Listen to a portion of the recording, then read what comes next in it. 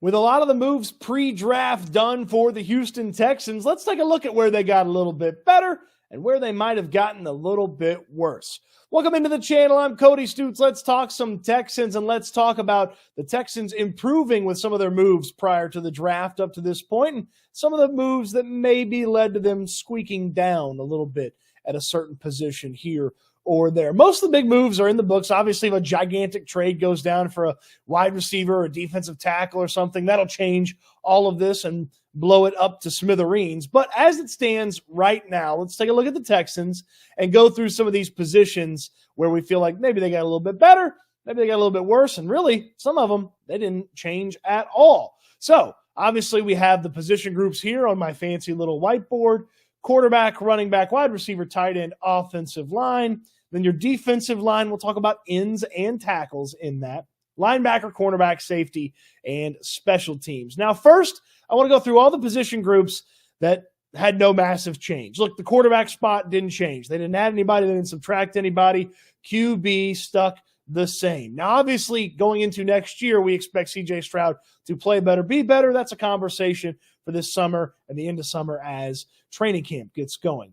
Tight end position, it's basically the same as when they finished the season. Now, if you want to make an argument they got a little bit worse, I'm not really going to listen to you. There's nobody to really upgrade that tight end spot. But they didn't get massively better. They avoided an issue by keeping Dalton Schultz. The offensive line, again, no massive changes. We know 3 spots are locked up, and we know who are playing them. Laramie Tunsil at left tackle, Titus Howard at right tackle, Shaq Mason at right guard. And then we know, or have a strong suspicion, that Juice Scruggs is feeling one of those inside positions that's left, either center or left guard. And there's a number of guys that are competing for him, for that other spot, along with Scruggs in those 2 spots as well. And then special teams, I know they swapped out the punter. It's basically the same guy. I know statistically this past season, Cameron Johnston was better than Tommy Townsend. Well, 2 years ago, Tommy Townsend was an all-pro. I'll give it a push. So that's why you see the up and the down there for those positions. Those are where the Texans stayed the same.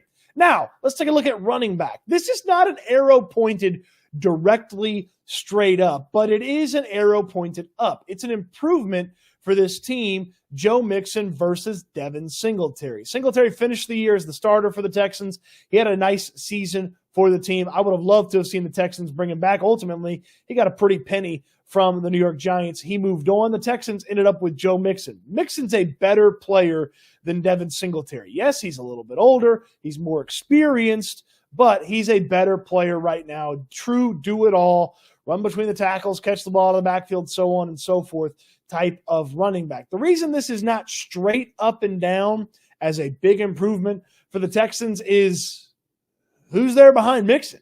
Dameon Pierce is still on this team. There's a couple of practice squad players signed to futures contracts, but there's still some work to do at the running back spot for the Houston Texans. There's still some work to do when it comes to the running back situation for this team. Maybe it's another veteran behind Joe Mixon and Dameon Pierce, a guy that maybe specializes in, between the tackle short yardage or specializes in just catching the football. Maybe it's a rookie selection that the Texans make on day 2 or day 3 of the draft. Something of that nature is where ultimately I feel like the running back room can get rounded out, and then we can look closer to training camp and see if that's an arrow that's pointed a little bit more up. Rounding out the offense, I'm going to go slightly down on wide receiver. And here's why I say that. Robert Woods is another year older. I don't know what to make of John Mechie. Xavier Hutchinson's going into his second season.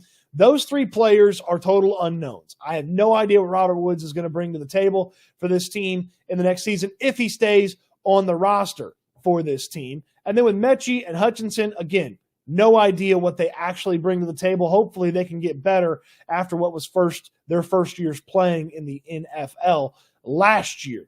Then you sign Noah Brown if you're the Texans. You bring him back. You re-sign him. He's currently the wide receiver 3.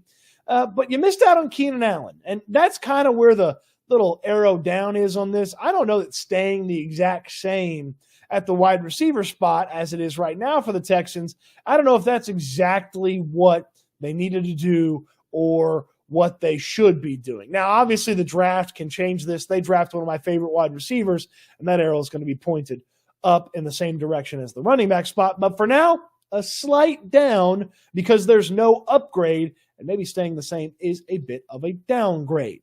Let's move on to the defensive line. This one is pretty easy at one, and then there's some nuance to the other one. At defensive end, I'm going way,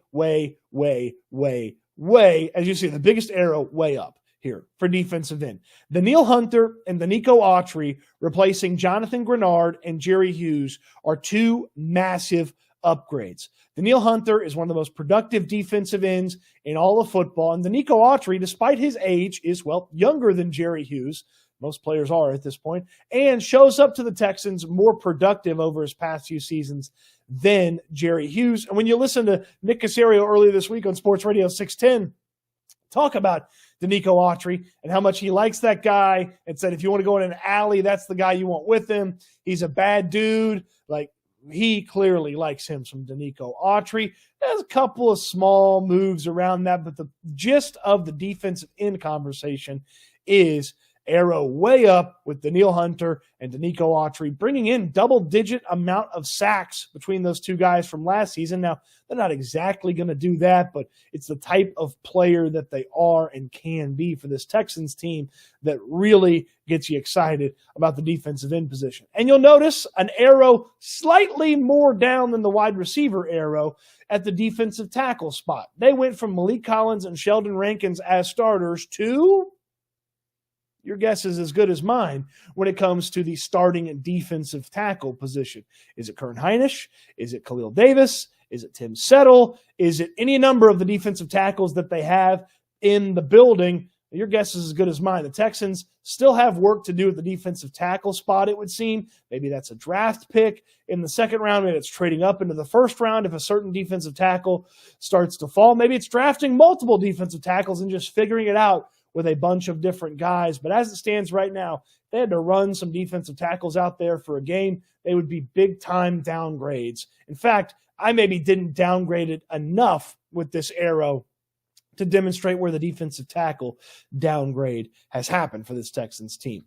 Next up, linebacker. A little bit higher than the running back one, as you'll see. It's just really one linebacker that gets swapped out. You take out Blake Cashman, you put in Azeez Al-Shaair, and that's a big investment and a big upgrade at the linebacker spot.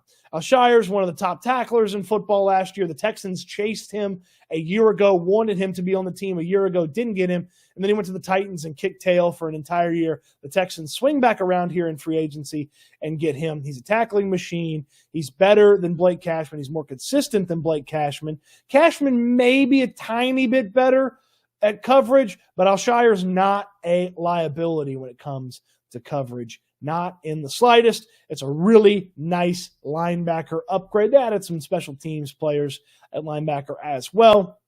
So maybe a rookie to pay attention to here. Maybe not. Maybe it's another veteran closer to training camp or over the summer when it comes to the linebacker spot. But a big pointing up arrow for them.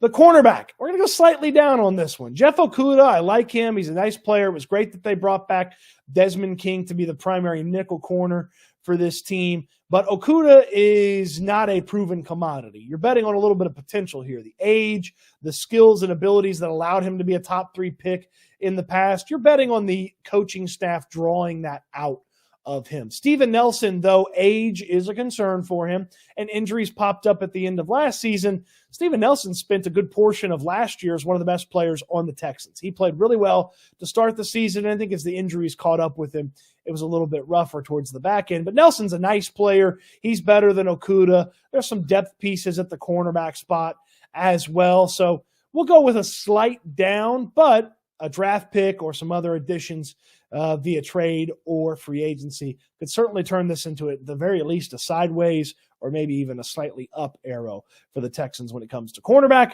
We finish up with the safeties, and this one is not quite the same as quarterback, tight end, offensive line, and special teams. It's an up and a down arrow, but it's not quite like the defensive line room either. I don't love that they stood pat on 3 of the 4 spots, but I do really like that they brought back Eric Murray to this team to help back up. Murray was a guy that D'Amico Ryans and the defense trusted quite a bit prior to his injury last year, and he played pretty well, and he's played pretty well for the past couple of seasons. He was miscast as a starter for Bill O'Brien and a big-time free agent acquisition. But as a backup player, as a sub-safety, things like that, Eric Murray is a nice player. And I liked that they brought him back, but I didn't like that the safety room basically stayed the same. Again, you're hoping for a little bit of luck there, betting on some health for Jimmy Ward, Jalen Petrie to bounce back from his poor season last year. So the safety spot gets a little bit of the, up and the down. Okay, but not quite like the defensive line room, where I loved what happened with the ends, and I don't really love what happened with the defensive tackle spot. Coaching staff, still pretty darn good. You probably give that an arrow up because they were able to keep Bobby Slowick at offensive coordinator and Gerard Johnson at quarterbacks, swapped out a coach here or there. We'll learn more about them as training camp and the season rolls on. Man, is it September yet? Is it July yet? So we can stand out there and watch them run around at training camp. It feels like it's going to be a very fun 2024. And oh, by the way, we've got the draft on the horizon still as well. Just a few weeks away is the NFL draft. Subscribe to the channel so you don't miss any of the draft coverage. I'm going to be ingrained on this draft class. Was at the Senior Bowl in Mobile, where a lot of second and third and fourth round players were able to work out in front of basically the entire assembled NFL scouting world. I was at the scouting combine in Indianapolis. So much to talk about this draft class. You don't want to miss any of it. So subscribe to the channel if you haven't already. Throw me a thumbs up on this video if you liked it. I appreciate you watching the video to this point, and I hope you enjoyed it. I can't wait till we talk Texans again soon.